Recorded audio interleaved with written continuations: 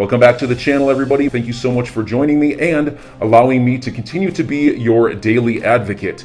If you're new here or you're not subscribed for any reason, please do me a huge favor and hit the subscribe button.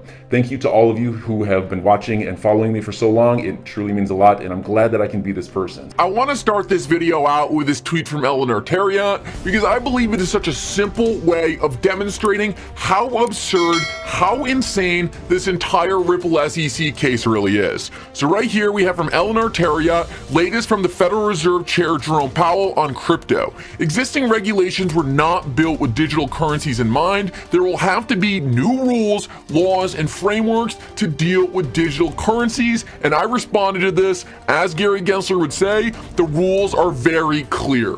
Guys, this is the biggest joke. This is the biggest absurdity about this entire SEC case. The SEC is trying to tell Ripple that they should have known all the way back in 2013 that they weren't following the laws and that XRP was a security. Yet now we have all these different federal agencies like the Federal Reserve, different members of Congress, the CFTC, and all these other massive governmental organizations coming out and saying we need clear rules for crypto.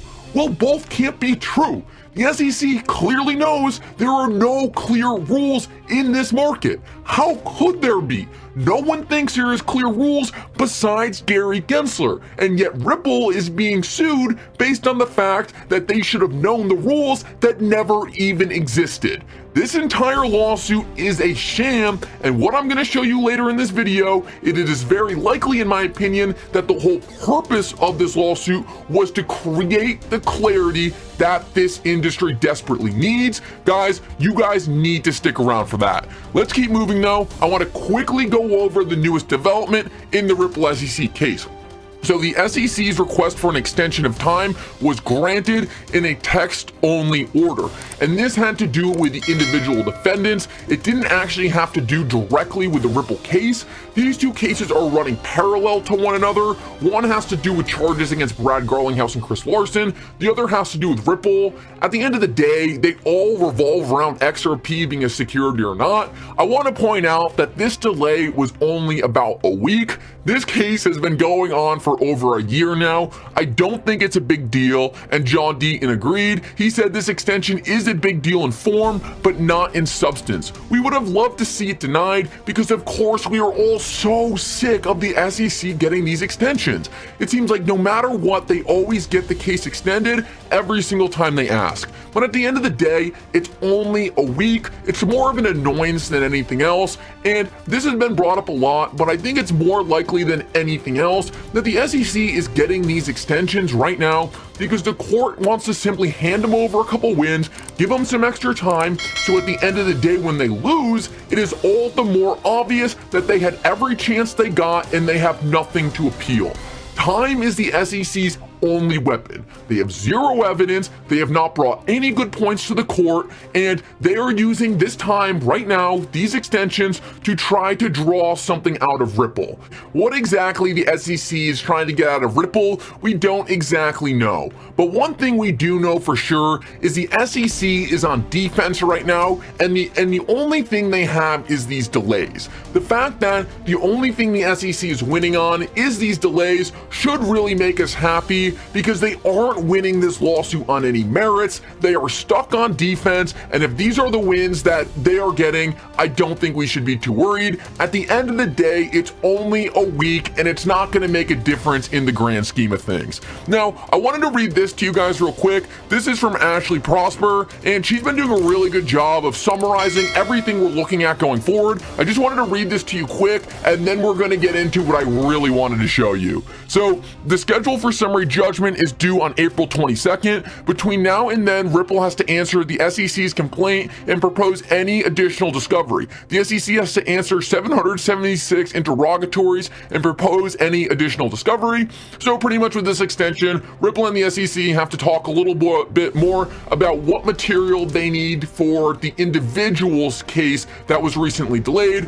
Only a week. They're going to talk about a little more what each party needs to pursue the individual's case. We wait on the orders for the SEC's motions on partial DPP reconsideration.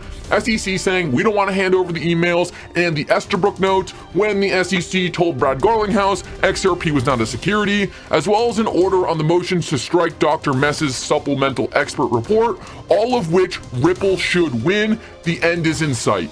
So there are a lot of big decisions that I believe are going to come at the end of this week, maybe the end of March. Once these decisions get decided on by the court, we should be on high alert for settlement, because if Ashley is right and Ripple does win most of these arguments, the SEC is going to be running out of real estate. They are going to be pushed up against the wall, and their delays aren't going to get them much further because they are going to be terrified to hand over any of these documents in question. We'll see how it goes, but overall, I think that we have some super exciting months ahead of us, hopefully weeks, but who knows with how long this case has been drawn out already. Now, this next thing I want to show you, and this is what really spurred my interest. You have these massive trade organizations like the Blockchain Association, Coin Center, all these different cryptocurrency lobbying firms that are supposed to lobby for the entire industry. Yet, one thing that has really pissed me off and made me mad was the fact that all these public speakers for these agencies and these agencies in general refuse to talk about the Ripple SEC case. It's like, this is the biggest thing going on in crypto right now, and you guys won't even open your mouth about it. What is that about? Now, I was always under the impression that they weren't talking about it because they were Bitcoin maxis, they were Ethereum maxis, and while I do believe that's true, I think they might have actually been told specifically not to talk about the case, and you guys are not going to believe what I dug up on Twitter last night. Most of these tweets from these people, interestingly enough, have been deleted, but I was able to pull up some gems, and I think these tell a lot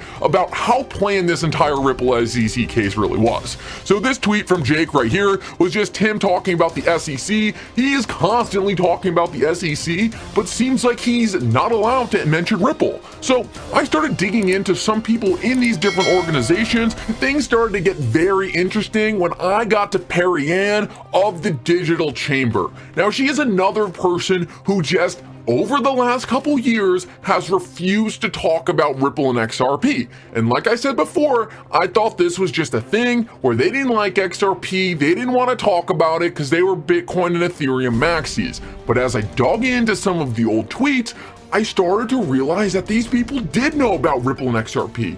And not only that, but they knew about Ripple and XRP back in 2013 and were supporters of Ripple and XRP. So why aren't these people talking about it now? This is one of the most significant cases in crypto history, and these organizations who are supposed to represent crypto are silent. So what I found was shocking. Back on October 8th, 2020, and mind you, October 8th was about 3 months before the Ripple SEC case was dropped publicly. So this is before anyone was supposed to know about it. And she tweeted out, XRP is not a security. Why are you saying that if it's never even in question? This is before the case was released. So why are we talking about whether or not XRP is a security? Do you know something that other people don't? I said, okay, something is very interesting is going on. This was before the Ripple SEC case. Is this all a show? Why are people talking about a case that hasn't even happened yet? It's almost like certain players, certain parties were informed that this was going to be coming down the road. And I've showed you guys in the past different players, different lawyers predicting this case, and Gary Gensler did it too. It seems like all these different people thought it was obvious that XRP was going to be in this position, but I want to know, why did they all know about this? And if we keep moving, Digital Asset completely agrees. He says, this goes into my All Worlds a Stage file. And I just can't wrap my head around the fact that all these different organizations, Gary Gensler, who just ended up at the SEC, these different trade organizations who apparently knew this case was coming, but now won't talk about it.